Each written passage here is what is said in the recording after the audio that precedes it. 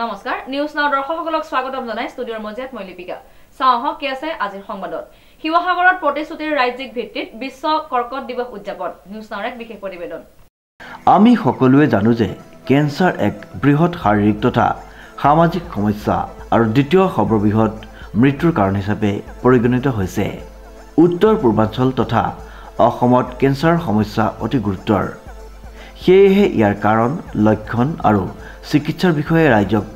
শক্তিশালী ৰূপত সজাগ কৰাৰ লগতে কেন্সাৰ সম্পৰ্কে জনমানসত থকা ভুল ধাৰণা আঁতৰ কৰা উপযুক্ত তথা সময়োপযোগী চিকিৎসাৰ বাবে সামাজিক সহযোগিতা আৰু পৰামৰ্শ প্ৰদান মানসেৰে বিশ্ব কৰ্কট দিৱস উপলক্ষে সমগ্ৰ দেশৰ সমান্তৰালকৈ শিৱসাগৰ জিলাতো ৰাজ্যিক ভিত্তিত বিশ্ব কৰ্কট দিৱস উদযাপন কৰা হয় উল্লেখযোগ্য যে close the care gap slogan হিচাপে লৈ প্ৰতিশ্ৰুতি কেন্সাৰ এণ্ড পেলিয়েটিভ ট্ৰাষ্ট আৰু ইণ্ডিয়ান মেডিকেল এছ'চিয়েশ্যন চমুকৈ IMAৰ যৌথ উদ্যোগত তথা শিৱসাগৰ ৰটাৰী ক্লাব দিখৌমুখ মহাবিদ্যালয় গড়গাঁও মহাবিদ্যালয় বাৰৱাৰী কলাকৃষ্টি কেন্দ্ৰ শিৱসাগৰ জিলা মহিলা সমিতি শিৱসাগৰ প্ৰেছ ক্লাবৰ সহযোগত শিৱসাগৰ ছোৱালী মহাবিদ্যালয়ৰ প্ৰেক্ষাগৃহত বিশ্ব কৰ্কট ৰোগ সজাগতা দিৱস অনুষ্ঠিত হৈ যায় একেখন সভাতে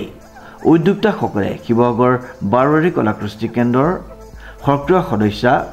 সচেতন মহিলা তথা সংগীত শিল্পী উৎপলা শ্ৰুতিকৰ বৰুৱাক প্ৰতিশ্ৰুতিৰ যোদ্ধা বঁটা প্ৰদান কৰে উক্ত সভাত প্ৰতিশ্ৰুতিৰ প্ৰকল্প সঞ্চালিকা